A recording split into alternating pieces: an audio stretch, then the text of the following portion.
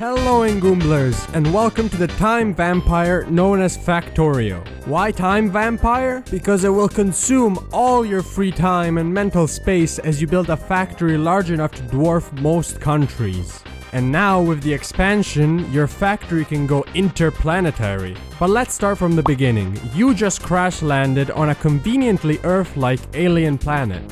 Thankfully, you just got your degree in everything engineering, so now you have to find a way home, because the intergalactic rescue is on holiday. So using the local resources, you can set up a laboratory which researches new technologies when fed with these flasks.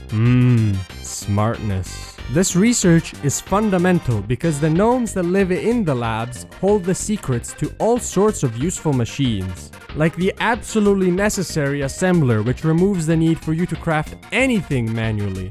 Or the electric mining drill, which is better than the coal version in every conceivable way. So now just set up a smelting...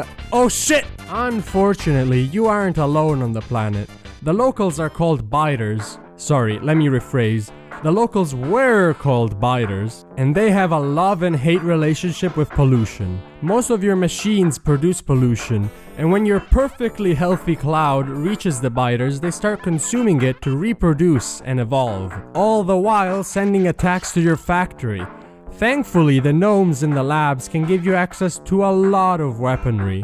Just don't question how they know how to make a nuclear bomb. After having negotiated agreeable terms with the biters, you can escape the early game and begin the actual game where the inescapable cycle begins. Grow the factory. Fix a bottleneck. Grow the factory. Fix a bottleneck. Grow. This loop gives you dopamine all the way through. They don't call it Factorio for no reason. But about your factory, there are two main ways to design it and one accursed abomination. The two main ways are the main bus, where you have all your important items travel together so they can be easily and the spaghetti, where, it works, I guess.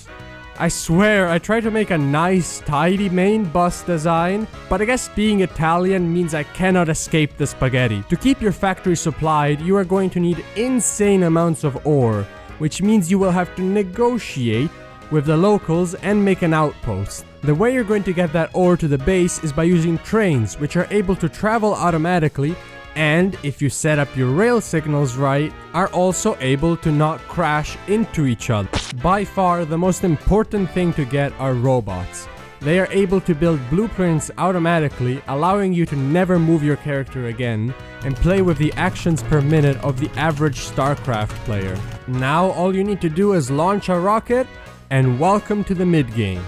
Yeah, that's right, with the DLC, launching your first rocket is the mid-game. What? So let's talk about the DLC. When you first see it, something might stick out. Yes, unfortunately they didn't add a battle pass. The second thing that will stick out is the price. It does cost as much as the base game, and with a strict no sale ever policy to boot. However, if you simply consult the graph, and we plot Factorio in the DLC here, and the new COD game here, it explains absolutely nothing.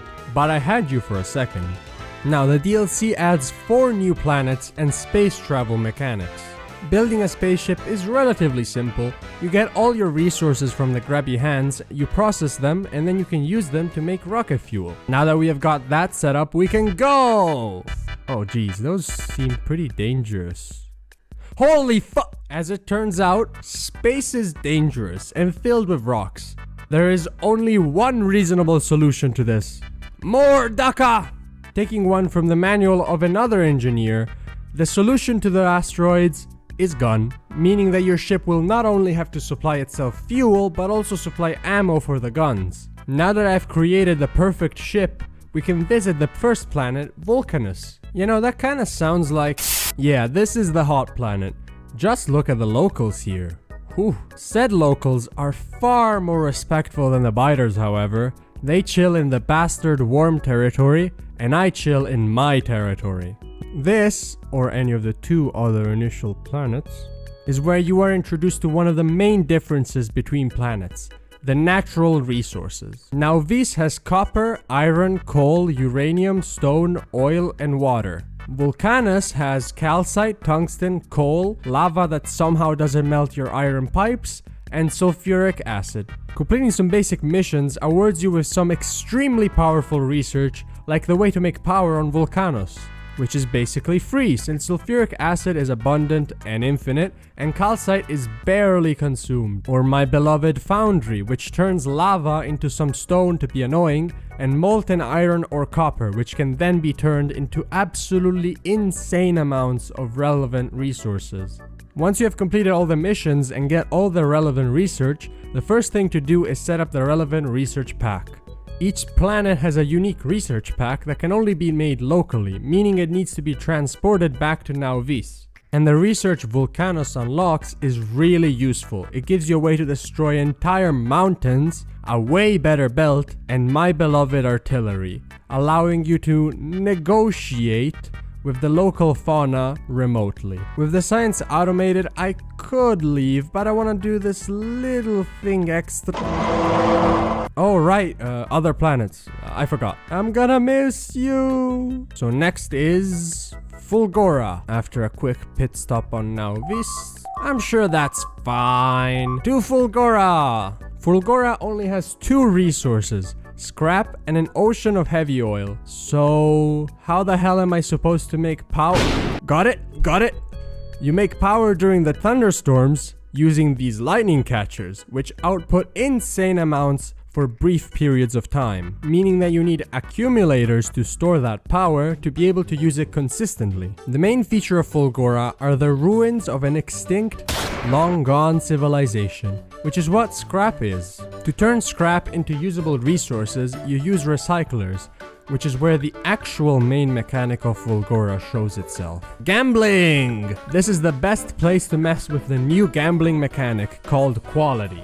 The basic idea is by using a quality module, things you craft have a chance at coming out at a higher quality, which affects each item differently. The reason why Fulgora is the best place for it is thanks to the recycler, which turns scrap into resources and gives back some of the components of anything it is fed. Outfitting it with quality modules means that you can automate the gambling experience to only keep high quality items. The research from Fulgora also unlocks one of the best new items, the mech suit, which straight up allows you to fly over any obstacle, as well as having a giant equipment grid to fill out with all the necessities. Now that I have won gambling and quintupled my debts, I can leave before the debt collectors show up. Let's go fix Nauvis! Because all the new buildings that you get on the planets can be brought to Nauvis, and they are absolutely overpowered. There must be something else to do. Fine, I will go to Gleba. Now, I know hating on Gleba is the least fresh take ever. See what I did there?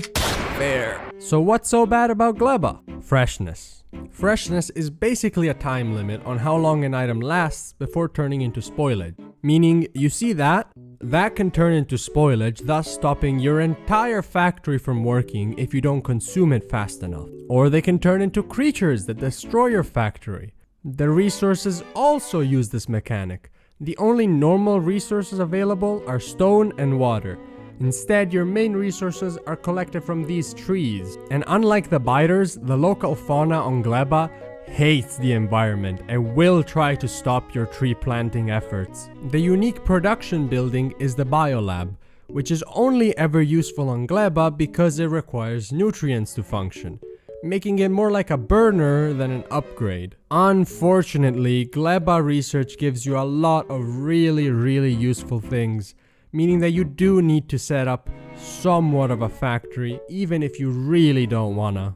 Probably the best research from Gleba is the stack inserter, which is capable of putting more items per item on your belt. I have set up science and I am leaving. I will not return until I can reduce this place to rubble. So now that I have set up on all planets, some better than others, I can go visit the final planet. Oh, for Okay, so it appears that to get there, I will need these new rocket turrets. Once again proving that the solution is always more gun.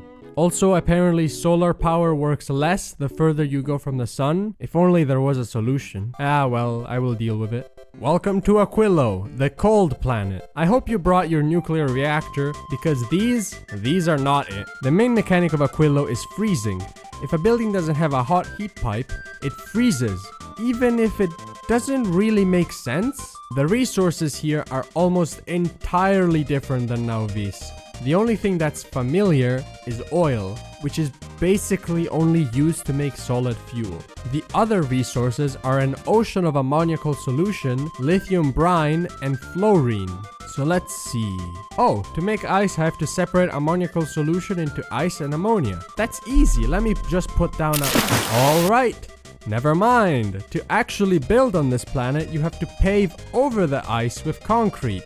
After you pave the entire planet over, you might notice something. A lot of the stuff you need cannot be made here. This is in fact the only planet that cannot become self-sufficient. But it makes it up with giving you access to the last real science pack, which unlocks all sorts of OP research like the fusion reactor, which is capable of creating infinite energy with no real drawbacks. Or legendary quality to get you hooked on that gamble again. And the final weapon, the railgun, which deals a comical amount of damage, which you will actually need for the final challenge, reaching the edge of the solar system. So after building your magnum opus, you can take on the final...